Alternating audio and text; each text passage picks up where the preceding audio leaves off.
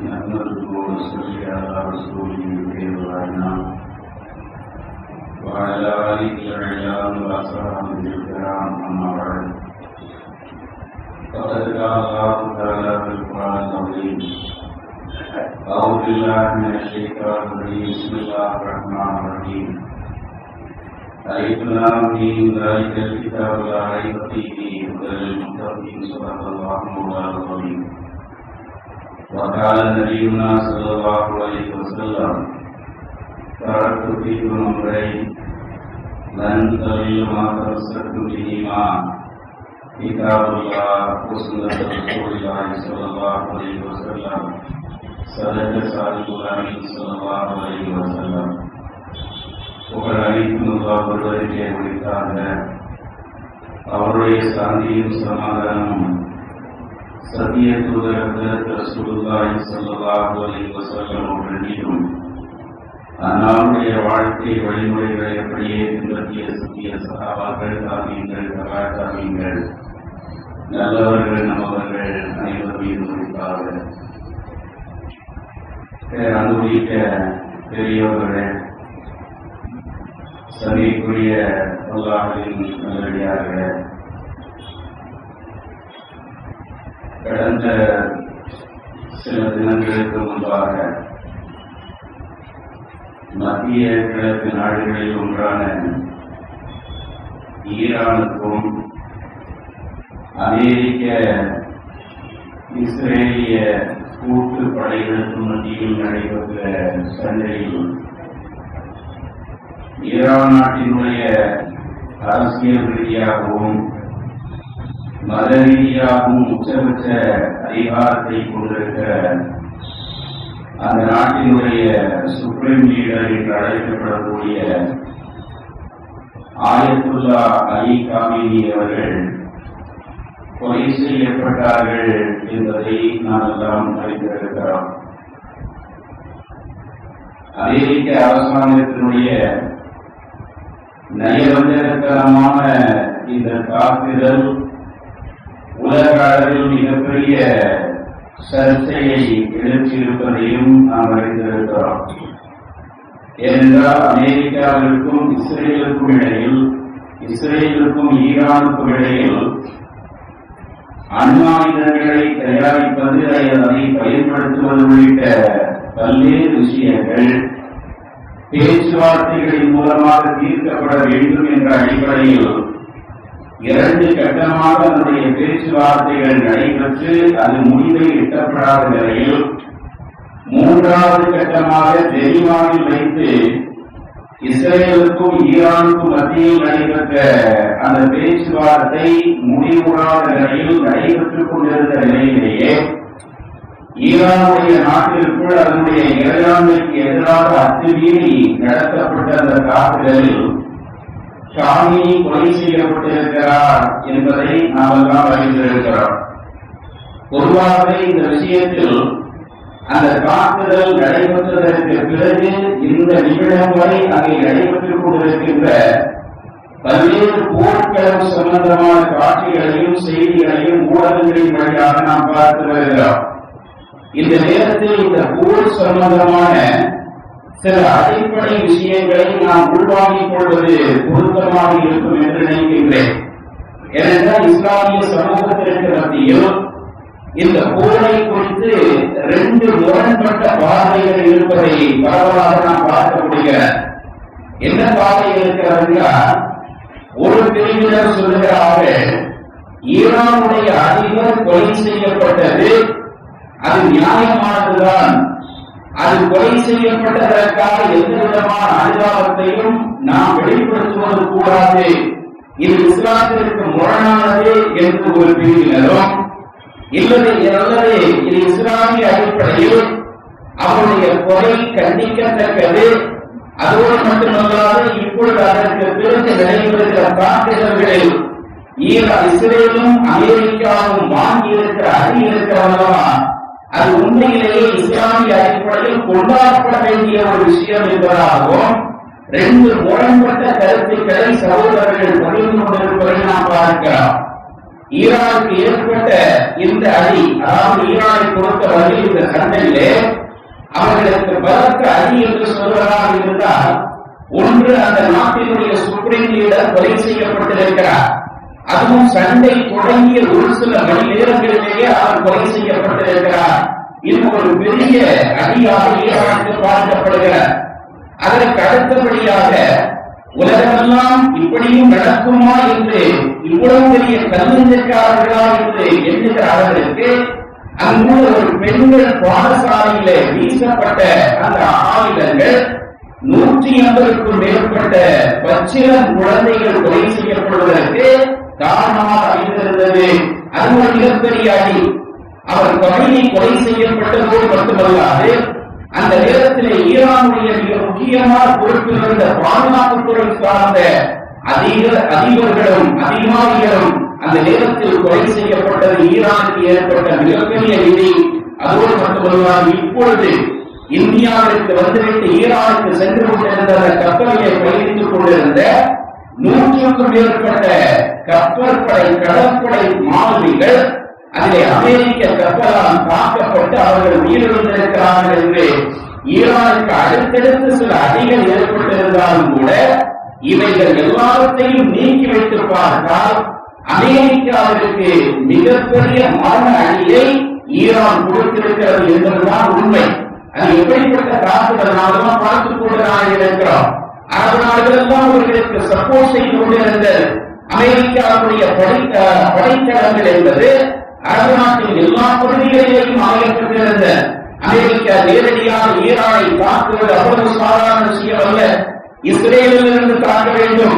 அப்படி இல்லை என்று சொன்னால் இஸ்ரேலுக்கு பக்கத்திலே இருக்கக்கூடிய வளைகுடா நாடுகளில் இருந்து தாக்க வேண்டும் என்ற நிலை இருக்கின்ற போது, அந்த வளைகுடா நாடுகளில் உள்ள இடங்களை பயன்படுத்தினால் ஈரான் மீது அவர்கள் தாக்குதல் நடத்தினார்கள். எனவே இந்த தாக்குதல் இனிமேல் தொடரக்கூடாது என்ற அடிப்படையிலே ஈரான் அந்த படைத்தளங்கள் அத்தனையும் தாக்கியிருக்கிறார். Saudi Arabia, Bahrain, Kuwait, UAE உள்ளிட்ட அத்தனை தளங்களையும் கண்ணுக்கு தெரியாதவர்கள் தாக்கியிருக்கிறார்கள். ஆனால் எந்த தாக்குதலிலேயுமே பொதுமக்கள் குறிவைத்து தாக்கப்படவில்லை. அமெரிக்கா எந்த நாட்டின் மீது யுத்தத்தை நடத்தினாலும் அந்த நாட்டில் அவர்கள் செய்வது என்ன? பொதுமக்களை குறிவைத்து தாக்குவார்கள். அப்படி தாக்குவதற்கு என்ன நோக்கம் என்றால், பொதுமக்கள் அதிகமாக கொண்டு குவிக்கப்படுகிற போது அந்த நாட்டு அரசாங்கத்திற்கு எதிரான ஒரு பொது நிலைக்கு மக்கள் செல்வார்கள். உன்னால்தானே நாங்கள் சாப்பிடுகிறோம், உன்னால்தானே இப்படி நிம்மதியான நிலையிலே நாங்கள் இருக்கிறோம் என்று அந்த நாட்டினுடைய நிர்வாகத்திற்கு எதிராக மக்கள் கிளர்ந்தெழுவார்கள் என்ற உளவியலை புரிந்து வைத்திருக்கக்கூடிய அமெரிக்கா எந்த நாட்டின் மீது தாக்குதல் நடத்தினாலும் அப்பாவிகள் குறிவைத்து தாக்கப்படுவார்கள். அது குறி தவறியெல்லாம் விழுந்த தாக்குதல் அல்ல. அவர்கள் சரியான இலக்கை வைத்து அப்பாவிகள் கொல்லப்பட வேண்டும் என்பதற்காகவே அவர்கள் தாக்குதல் நடத்துவார்கள். ஆனால் ஈரான் இப்பொழுது தாக்கி இருக்கின்ற அந்த படைத்தளங்களுடைய அந்த இடங்களை எடுத்து பார்த்தால் பொதுமக்களை மையப்படுத்தி தாக்கவில்லை. அரபு நாடுகள் எங்களுடைய பகுதி நாடுகள் என்று நாங்கள் அறிவிக்கவில்லை என்று சொல்லியிருக்கிறார்கள். நீங்கள் உங்களுக்கான நாட்டிலே எங்களுடைய எதிரிக்கு இடம் கொடுத்து நாங்கள் தாக்கப்படுவதற்கு காரணமாக இருந்ததினால் அந்த இடங்களை நாங்கள் தாக்குகிறோம். ஆனால் இதற்கு எதிர்த்தாக்குதலாக நீங்கள் நடத்தினால் உங்களுடைய சொந்த அரண்மனைகள் உட்பட குறிவைக்கப்படும் என்று எச்சரிக்கை விடுத்திருப்பதை பார்க்கிறோம். இப்பொழுதுதான் அரபு நாடுகள் கொஞ்சம் விழித்திருக்கிறது. இவ்வளவு நாளும் அமெரிக்காவுடைய அடிமைகளாக இருந்த நாடுகள் எல்லாம் இப்பொழுது கொஞ்சம் கொஞ்சமாக அமெரிக்காவுடைய உண்மை நிலை என்ன என்பதை புரிந்து கொள்வதற்கு இந்த தாக்குதல் காரணமாக அமைந்திருக்க என்ன காரணத்தை சொல்லி அரபு நாடுகளுக்குள் அவர்கள் வந்தார்கள். 1938ஆம் ஆண்டுதான் சவுதி அரேபியாவிலே கச்சா எண்ணெய் இருக்கிறது என்ற அந்த கண்டுபிடிப்பு வெளிவந்ததற்கு பிறகு அமெரிக்கா முதலாக சவுதி அரேபியாவிற்குள் நுழைகிறது. பூமிக்கு அருகிலே இருக்கின்ற இந்த எண்ணெய் வளத்தை நாங்கள் காசாக்கி தருகிறோம், சர்வதேச அளவிலே உங்களை நாங்கள் பெரிய முதலாளிகளாக ஆக்கி தருகிறோம், சர்வதேச நாடுகளுக்கு மத்தியிலான வர்த்தக ரீதியான உறவு முறையை நாங்கள் ஏற்படுத்தி தருகிறோம். இந்த கச்சா எண்ணெயை எடுத்து அதை சுத்திகரிப்பு செய்து விநியோகம் செய்கிற பொறுப்பு எங்களிடத்தில் ஒப்படைக்கப்பட வேண்டும் என்று அமெரிக்கா முதன்முறையாக 1938 சவுதி அரேபியாவிலே கால் பதித்து அந்த நாட்டோடு செய்து கொண்ட ஒப்பந்தத்தின் அடிப்படையில் அங்கு இருக்கக்கூடிய எண்ணெய் வளங்களை கையாளுகின்ற பொறுப்பு அமெரிக்காவுடைய கைவசம் ஒப்படைக்கப்படுகிற அமெரிக்க சவுதி அரேபியாவை தொடர்ந்து மற்ற நாடுகளிலேயும் இருக்கின்ற அந்த எண்ணெய் வளங்கள் கண்டுபிடிக்கப்பட்டதற்கு பிறகு அதை மையப்படுத்தி இதை நாம் மொத்தமாக கையகப்படுத்த வேண்டும். இதனுடைய அதிகாரம் நம்முடைய கையில் தான் இருக்க வேண்டும். உலகத்திற்கு நாம் தான் வல்லரசாக திகழ வேண்டும். அதற்கு இது ஒரு பெரிய காரணமாக இருக்க வேண்டும் என்று திட்டம் தீட்டி அரபு நாடுகளை பயம் காட்டுவதற்காக அவர்களால் கள்ளத்தனமாக ஏற்படுத்தப்பட்ட ஒரு நாடுதான் இஸ்ரேல் என்ற நாடு என்பதையும் வரலாற்றை புரிந்தவர்கள் தெளிவாக அடித்துக் கொள்வார்கள். இஸ்ரேல் என்ற அந்த நாட்டை உருவாக்குவதற்கு அங்கே ஜெர்மனியிலிருந்து விரட்டி அளிக்கப்பட்டவர்கள், உலகின் பல்வேறு பகுதியிலிருந்து விரட்டி அளிக்கப்பட்டவர்களுக்கு ஒரு நாட்டை உற்பத்தி செய்து தருகிறோம் என்ற வாக்குறுதி அளித்து பலஸ்தீன மண்ணிலே இஸ்ரேல் என்ற ஒரு கள்ள குழந்தை உருவாக்குவதற்கு உறுதுணையாக இருந்தவர்கள் அமெரிக்கர்கள், அதற்கு துணையாக இருந்தவர்கள் இங்கிலாந்து நாட்டவர்கள். இந்த 2 பேரும் சேர்ந்துதான் அமெரிக்காவுடைய கள்ள குழந்தையாக செயல்படுகிற இஸ்ரேலை மத்திய கிழக்கு பகுதியிலே அவர்கள் குடியமர்த்தினார்கள். அவர்கள் குடியமர்த்தியதனுடைய நோக்கம் என்ன? மத்திய கிழக்கு நாடுகளிலே உள்ள அந்த வளங்கள் நம்முடைய கட்டுப்பாட்டில் தான் இருக்க வேண்டும். அப்படி கட்டுப்பாட்டை விட்டு மீறாமல் இருக்க வேண்டும் என்றால் அரபுலகத்து அரசர்களை எப்பொழுதும் ஒரு மாதிரியான பதட்டத்திலேயே வைத்திருக்க வேண்டும். ஏதாவது ஒரு பயத்தை ஏற்படுத்திக் கொண்டே இருக்க வேண்டும் என்பதற்காக இஸ்ரேலை அங்கே அவர்கள் ஏற்படுத்தியதோடு அரபு நாடுகளை அவ்வப்போது பார்க்க வேண்டும், சண்டைக்கு எடுக்க வேண்டும் என்ற அந்த ஒப்பந்தத்தின் அடிப்படையில் தான் இஸ்ரேல் செயல்பட்டு வந்தது. உடனே அமெரிக்கா உள்ளே வந்தது. இதிலிருந்து பாதுகாக்க வேண்டும் என்றால் நீங்கள் என்னோடு ஒப்பந்தம் செய்து கொள்ளுங்கள், உங்களுடைய நாட்டிற்கு நான் பாதுகாப்பு வளையத்தை ஏற்படுத்தி தருகிறேன், உங்களுடைய நாட்டிலே எங்களுக்கு நீங்கள் இடம் தாருங்கள், அதற்கான கட்டணத்தையும் நீங்கள் செலுத்துங்கள், நாங்கள் பாதுகாப்பு வழங்குகிறோம் என்ற பெயரில் எல்லா நாடுகளிலேயும் தன்னுடைய படைத்தளங்களை அமைத்துக் கொண்டார்கள். அவர்களிடத்திலே வளம் இருந்தது, ஆனால் கல்வி அறிவு இல்லை. வளம் இருந்தது, அவர்களிடத்தில் எந்த விதமான தொழில்நுட்பமும் இல்லை என்பதனால் அமெரிக்கா என்ன சொல்லுகிறதோ அதை அப்படியே கேட்டுக்கொண்டு செயல்படுகிற நிலைக்கு ஒட்டுமொத்த வளைகுடா நாடுகளும் வந்தது என்பதுதான் வரலாறு. ஆனால் இப்பொழுது அவர்கள் போட்ட தேசம் எல்லாம் கலைந்திருக்கிற ஈரான் அடித்த அடியிலே அரபு நாட்டிலே அழைக்கப்பட்டிருக்கின்ற அத்தனை படைத்தளங்களும் அடித்து நொறுக்கப்பட்டிருக்கின்றன. கத்தார் நாட்டிலே அழைக்கப்பட்டிருந்த, அதே மாதிரி குவைத் நாட்டிலே அழைக்கப்பட்டிருந்த அதிநவீன ரேடார் கருவிகள் எல்லாம் முற்றிலுமாக ஒழிக்கப்பட்டிருக்க அந்த ரேடார்கள் சிஸ்டத்தை வைத்துதான் 5000 கிலோமீட்டர்களுக்குள் என்ன நடக்கிறது என்பதை எங்களால் துல்லியமாக கண்டுபிடிக்க முடியும் என்று சொல்லிக் கொண்டிருந்தார்கள். ஆனால் அது எதுவுமே சாத்தியமில்லை என்று சொல்லுகிற அளவிற்கு எல்லாம் பொய்யான கட்டமைப்பு என்று நிரூபிக்கின்ற அளவிற்கு ஈரான் பலத்த ஒரு சேதத்தை வளைகுடா நாடுகள் முழுவதும் ஏற்படுத்தி இருப்பதை நாம் பார்க்கிறோம். அது ஈரானிலிருந்து இஸ்ரேலை நோக்கி ஒரு ஏவுகணை தாக்கப்பட வேண்டும் என்றால், ஒரு ட்ரோன் அனுப்பப்பட வேண்டும் என்றால் எத்தனை விதமான தடைகளை கடந்து அவைகள் செல்ல வேண்டியது இருக்கின்றன. பல்வேறு நாடுகளை கடந்து பல்வேறு நாடுகளில் அமெரிக்காவால் ஏற்படுத்தப்பட்டிருக்கின்ற அந்த பாதுகாப்பு அம்சங்களை கடந்துதான் அது இஸ்ரேலை போய் பார்க்க வேண்டியது இருக்கிறது.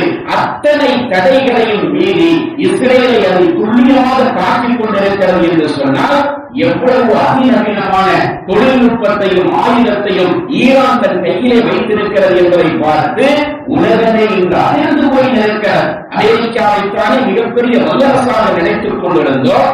உலகத்திற்கே ஆயுத சப்ளை செய்து கொண்டிருக்கின்ற நாடு என்னை என்று தன்னை அடையாளப்படுத்திக் கொண்டிருந்த அமெரிக்கா ஒரு ஈரான் என்ற ஒற்றை நாட்டிடம் சுற்றிலும் இருக்கின்ற இடங்களெல்லாம் தனக்கு சாதகமாக இருக்கிற நிலையில் இப்படி அடிமாறிக் கொண்டிருக்கிறது என்று கேவலமாக பார்க்கிற அளவிற்கு ஒரு படு தோல்வியை அமெரிக்கா இப்பொழுது சந்தித்துக் கொண்டிருக்கிற ஆபிரகாம் லிங்கன் என்ற அந்த கப்பலை கொண்டு போய் நிப்பாட்டி வைத்துக் கொண்டு உலகத்தையே அவர்கள் அச்சுறுத்திக் கொண்டிருந்தார்கள். ஈரான் என்பது கொஞ்சமும் எங்களுக்கு எதிராக செயல்பட துணிந்தால் நாங்கள் உடனடியாக தாக்குதல் நடத்துவோம், விமானத்தை கூட அதிலே வைத்து இயக்கக்கூடிய அளவிற்கு இருக்கிற அதிநவீன தொழில்நுட்பங்களை கொண்ட ஆபிரகாம் லிங்கன் என்ற அந்த கப்பல் 25 ஆண்டு காலங்கள் எரிபொருள் நிரப்பப்படாமலேயே செயல்படுகின்ற அளவிற்கு அத்தனை நவீன வசதிகளையும் கொண்டதாக இருக்கிறது என்று சொல்லிதான் எல்லா நாடுகளையுமே திரட்டிக் கொண்டிருந்தார்கள். இதற்கு முன்பு நடைபெற்ற வளைகுடா போர்களிலேயும் இதே கப்பல் தான் பயன்படுத்தப்பட்டது. அந்த கப்பலை கொண்டு போய் நிறுத்துவார்கள். நாலா புறங்களிலிருந்தும் தாக்குதல் கொடுக்கப்படும். எங்களுடைய கப்பலை யாராலும் உளவு பார்க்க முடியாது, அதை நெருங்க முடியாது என்று சொல்லிக் கொண்டிருந்த அந்த கப்பல் இப்பொழுது பலத்த சேதத்திற்கு உள்ளாகி அந்த இடத்தை விட்டு நகர்த்தப்பட்டிருக்கிறது என்பதை நாம் பார்க்கலாம். அந்த கப்பல் இன்று எங்கு கொண்டு போய் நிற்பாட்டப்பட்டிருக்கிறது என்று கூட தெரியாத அளவிற்கு அது பின்வாங்கி சென்றிருப்பதை பார்க்கலாம். அதே போன்று ஈரான் கையில் எடுத்த இன்னொரு ஆயுதம் இப்பொழுது என்னவென்றால் அந்த ஹுர்முஸ் ஜலசந்தி என்று சொல்கிறார்கள், ஹர்முஸ் என்று சொல்கிறார்கள். ஆனால் அரபியிலே ஹுர்முஸ் என்றுதான் எழுதப்படுகிறது. அந்த ஹுர்முஸ் ஜலசந்தி என்பதுதான் ஒட்டுமொத்த கச்சா எண்ணெயினுடைய போக்குவரத்திற்குரிய தளமாக அமையப்பட்டிருக்கிற வளைகுடா நாடுகளிலிருந்து அங்கே கச்சா எண்ணெயை உலக நாடுகளுக்கு கொண்டு செல்ல வேண்டும் என்றால் இந்த ஹுர்முஸ் என்ற அந்த கடல் வழி மார்க்கமாக சென்றால்தான் அங்கிருந்து வெளியேற முடியும். இல்லை என்றால் அங்கிருந்து வர முடியாது என்ற ஒரு சூழல் இயற்கையாகவே அந்த நாட்டிற்கு அமையப்பட்டிருக்க ஹுர்முஸ் என்பது சர்வதேச விதிகளின் அடிப்படையில் அது ஈரானுடைய கடல் எல்லையிலே வருகிற ஹுர்முஸ் ஜலசந்தி என்றால் என்ன? கடல் பரப்பு விரிவடைந்ததாக இருக்கும். ஆனால் அந்த ஹுர்முஸ் என்ற பகுதியை வந்து அடைகிற போது கடல் பரப்பு சுருங்கி விடுகிறது. கிட்டத்தட்ட சுருங்கி விடுகிறது என்றால் எந்த அளவிற்கு என்றால் 50 கிலோமீட்டர் அகலம் அளவிற்கு அந்த பாதை சுருங்கி விடுகிறார். அதற்கு முந்தைய பாதைகள் எல்லாம் விசாலமானதாக இருக்கும். அந்த ஒரு இடத்திலே வருகிற போது கடல் வழி அமைப்பு சுருக்கமாக அமைந்து விடுகிறது. இந்த 50 கிலோமீட்டர் அந்த பாதை என்பது ஈரானுடைய கட்டுப்பாட்டிலே இருக்கிறது. ஹுர்முஸ் என்பது ஈரானுடைய கட்டுப்பாட்டில் உள்ள பகுதி என்பது சர்வதேச விதிகளின் அளவில் உறுதி செய்யப்பட்ட. இப்பொழுது ஈரான் என்ன செய்திருக்கிறது என்றால் அந்த ஹுர்முஸ் ஜலசந்தியை அடைத்திருக்கிறது. அந்த பாதைக்குள் எந்த நாட்டினுடைய கப்பலும் இங்கே வரக்கூடாது. சீனாவிற்கு மட்டும் விதிவிலக்கு அளித்திருக்கிறார்கள். எங்களுக்கு பக்கபலமாக இருக்கின்ற சீனாவிற்கு மட்டும் இந்த வாய்ப்பு வழங்கப்படும். அவர்களுடைய கப்பலை நாங்கள் ஒன்றும் செய்ய மாட்டோம். ஆனால் அதை தவிர எந்த நாட்டினுடைய கப்பல் இந்த வழியாக வந்தாலும் அவை சுட்டு வீழ்த்தப்படும் என்று எச்சரிக்கை விடுத்திருக்கிறார்கள். உடனே அமெரிக்க அதிபர் அதற்கு பதில் அறிக்கை விட்டார். அந்த வழியாக செல்கிற எந்த கப்பலாக இருந்தாலும் அதற்கு அமெரிக்க கப்பற்படை பாதுகாப்பு வழங்கும் என்று அறிக்கை விட்டார். ஆனால் அந்த அறிக்கைக்கெல்லாம் எந்த பலனும் இல்லை. யாரும் அந்த வழியாக வருவதற்கு இப்பொழுது தயாராக இல்லை.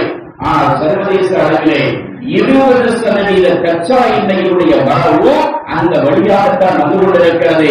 அவன் மட்டும் அந்த பாதையை முழுமையாக மூடிவிட்டான் என்று சொன்னால் உலகமே ஸ்தம்பித்துவிடும். அமெரிக்கா மட்டும் ஸ்தம்பிக்காது, இஸ்ரேல் மட்டும் ஸ்தம்பிக்காது, உலகமே ஸ்தம்பித்துவிடும் என்ற அளவிற்கு அந்த நாட்டினுடைய அந்த பாதை அமையப்பட்டிருக்கிறது என்பதை நாம் பார்க்கிறோம். ஒரு சில நாட்கள் தான் இந்த தாக்குதல் தொடர்ந்திருக்கிறது. ஆனால் இதிலேயே தாக்கு பிடிக்க முடியாத நிலைக்கு அமெரிக்காவுடைய நிலையை சந்தித்திருக்கிறது. இஸ்ரேல் மிகப்பெரிய பின்விளைவை சந்தித்திருக்க காசாவிலே பல ஆண்டுகளாக அவர்கள் என்ன அழிவை ஏற்படுத்தினார்களோ அதை ஒரு சில நாட்களிலேயே ஒட்டுமொத்த டெல்லரின் நகரத்திலேயும் அவர்கள் ஏற்படுத்தி காட்டியிருக்கிறார்கள், திணறிக் கொண்டிருக்கிறார்கள். அங்குள்ள ராணுவ வீரர்கள் எல்லாம் கதறுகிறார்கள், தேவையில்லாமல் இந்த போர் நம் மீது திணிக்கப்பட்டு விட்டது, நாம் இதிலிருந்து எப்படி வெளிவரப் போகிறோம் என்று உளவியல் ரீதியாக பாதிக்கப்பட்டிருக்கிற நிலையில் அங்குள்ள ராணுவ வீரர்களுடைய நிலை அமையப்பட்டிருப்பதை நாம் பார்க்கிறோம்.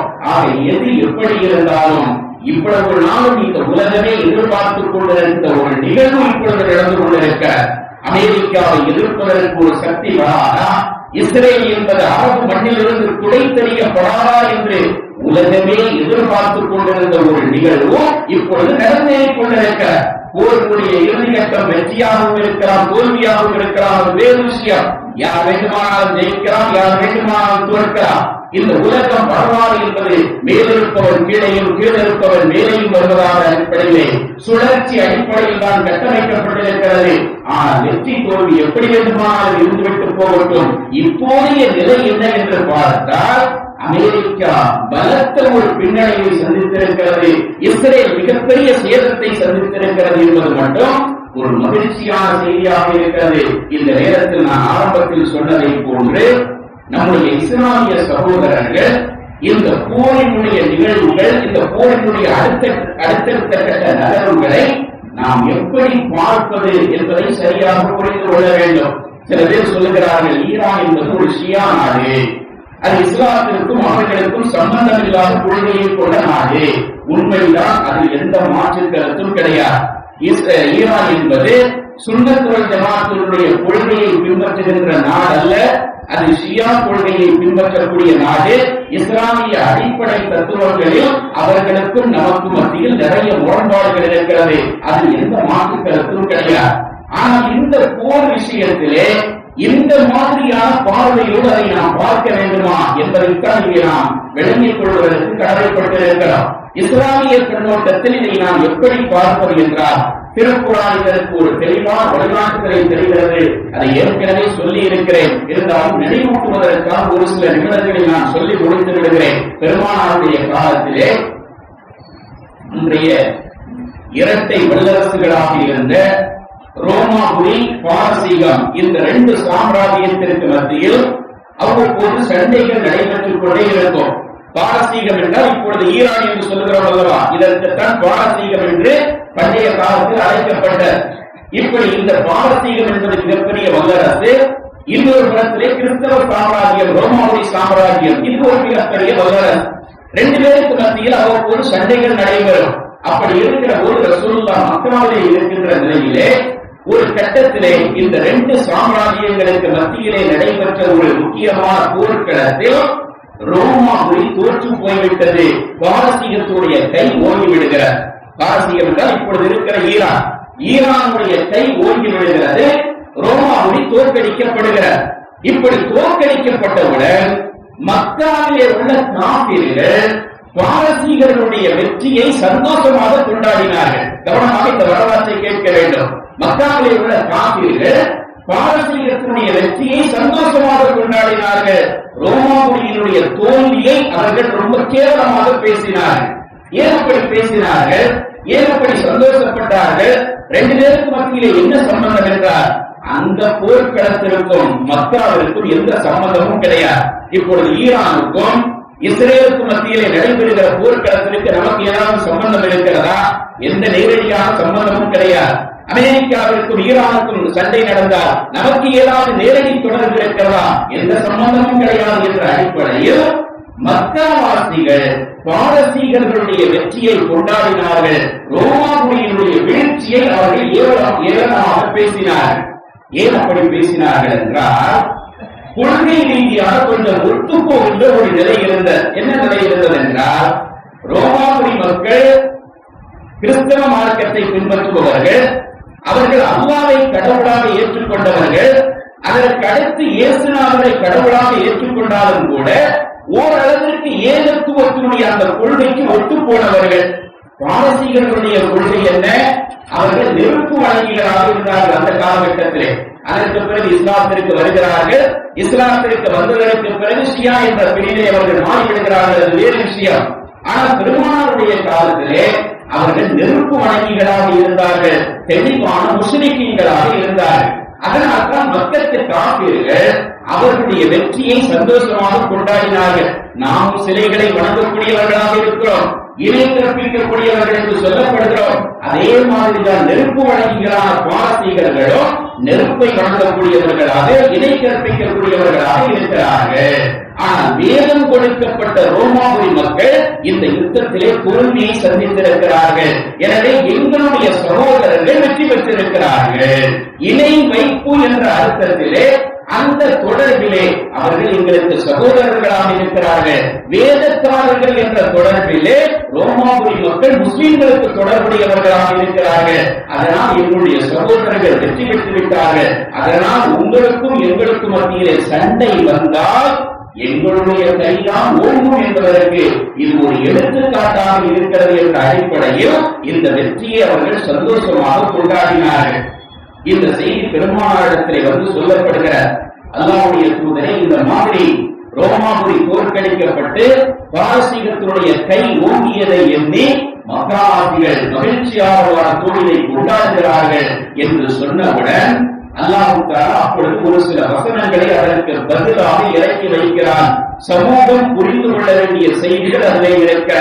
சூரத்து ரூம் என்று அழைக்கப்படக்கூடிய அந்த அத்தியாயம், ரூம் என்றாலே ரோமாபுரி என்ற அர்த்தம். அந்த அத்தியாயத்தினுடைய தொடக்க வசனங்கள் இது சம்பந்தமாக இந்த நேரத்தில் அருளப்பட்டவைதான். என்ன அருளப்பட்டது? அலிஃப் லாம் மீம் உலிபத்தில் ரூம் ஃபி அத்னல் அர்தி. உங்களுக்கு அருகில் உள்ள பூமியிலே ரோம் வீழ்த்தப்பட்டு விட்டது. அல்லாஹ் சொல்லுகிறார், உங்களுக்கு அருகில் உள்ள பூமியிலே ரோமாபுரி வீழ்த்தப்பட்டு விட்டது, அது தோல்வியை சந்தித்து விட்டது. வஹும் மின் பஅதி கலபிஹிம் சயகலிபூன். ஆனால் இன்று அவர்கள் தோல்வியை சந்தித்திருந்தாலும் கூட இன்னும் ஒரு சில வருடங்களில் இதற்கு பின்னால் அவர்கள் வெற்றி வாகை சூடுவார்கள். அல்லாஹ்வுடைய வாக்கு. வேதக்காரர்களான இந்த ரோமாபுரி மக்கள் இன்றைக்கு தோல்வியை சந்தித்திருந்தாலும் கூட அதிவிரைவில் இன்னும் ஒரு சில ஆண்டுகளில் அவர்கள் மீண்டும் வெற்றியை சந்திப்பார்கள் என்று அல்லாஹ் சொல்லிவிட்டு அந்த ஆயத்தினுடைய தொடரிலே சொல்லுகிறான், அப்படி ரோமாபுரி மக்கள் வெற்றி பெறுகிறார்கள் அல்லவா, அந்த நாளில் மூமின்கள் மகிழ்ச்சி அடைவார்கள். அல்லாஹ் சொல்லுகிறார், அந்த நாளில் ரோமாபுரி வெற்றிக்கும் மக்காவிலே உள்ள முஸ்லிம்களுக்கு எந்த சம்பந்தமும் கிடையாது. ஆனால் அல்லாஹ் என்ன சொல்லுகிறார், ரோமாபுரி மக்கள் வெற்றி கொள்ளுகிற அந்த நாளில் மூமின்கள் மகிழ்ச்சி அடைவார்கள் என்று சொல்வதிலிருந்து மூமின்கள் தன்னுடைய மகிழ்ச்சியை வெளிப்படுத்துவது ஆகமாக்கப்பட்டிருக்கிறது என்பதை அல்லாஹ் தஆலா சொல்லுகிறார். கிறிஸ்தவர்களுக்கும் நமக்கும் ஏதாவது சம்பந்தம் இருக்கிறதா? நம்முடைய பார்வையில் அவர்கள் தவறான கொள்கையில் இருப்பவர்கள் தான். அவர்களுடைய தூதராக அனுப்பப்பட்டவரை கடவுளாக அவர்கள் ஆக்கிக் கொண்டார்கள். எனவே அவர்கள் ஏகத்துவவாதிகள் கிடையாது, வேதம் கொடுக்கப்பட்டவர்கள் தான். ஆனால் இஸ்லாத்திற்கு என்னுடைய அடிப்படை கொள்கையில் அவர்கள் முரண்பட்டவர்களாக ஆகிவிட்டார்கள். ஈரானிலே உள்ள பாரசீகர்கள் இஸ்லாத்தோடு ஒத்து வந்தவர்களாக இருந்தால் அவர்களும் முரண்பட்ட கொள்கையை உடையவர்கள் தான். ஆனால் ரெண்டு முரண்பாடுகளில் எது நமக்கு ஓரளவிற்கு நெருக்கமாக இருக்கிறது என்பதை பார்த்து அந்த நேரத்தில் கிறிஸ்தவ சாம்ராஜ்யம் வெற்றி பெறுவதை மூமின்கள் மகிழ்ச்சியாக எடுத்துக் கொள்வார்கள் என்று அல்லாஹ் தஆலா சொல்லுகிறான் அல்லவா. அந்த மாதிரியான கண்ணோட்டத்தில் தான் இதை நாம் அணுக வேண்டும். ஈரானுக்கும் இஸ்ரேலுக்கும் மத்தியிலே நடைபெறுகிற போர் என்பது மார்க்க அடிப்படையிலான போர் அல்ல. அதை தெளிவாக புரிந்து கொள்ளுங்கள். இஸ்லாத்தை முன்னிறுத்துவதற்காக நடைபெறுகிற போர் அல்ல. ஈரானுக்கும் அமெரிக்காவிற்கும் மத்தியிலே நடைபெறுகிற போர் என்பது ஷரியத்தை நிலைநாட்டுவதற்காக நடைபெறுகிற போர் அல்ல.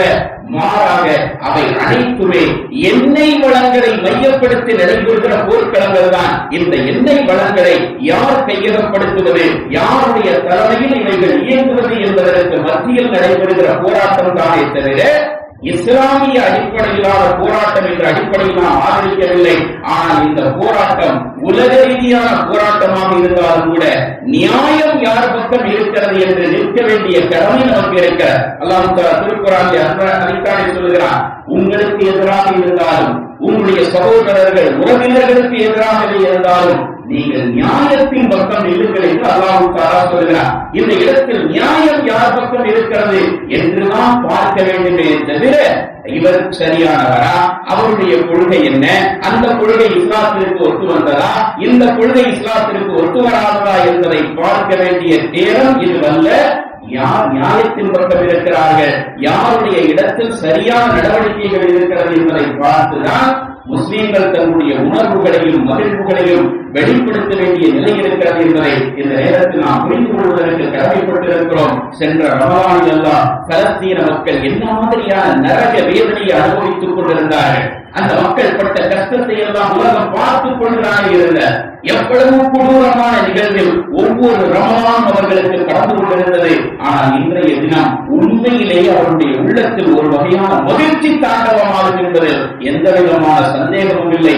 நமக்கே இவ்வளவு சந்தோஷமாக இருக்கிறது என்றால் அனுபவித்து பார்த்த பலஸ்தீன மக்களுக்கு எவ்வளவு சந்தோஷமாக இருக்கும் என்பதை நாம் புரிந்து கொள்ள வேண்டும். இது ஒரு தாக்கப்படுவது அரபு நாடுகள் தானே, நம்முடைய இனம் தானே தாக்கப்படுகிறது என்று நினைக்கக்கூடாது.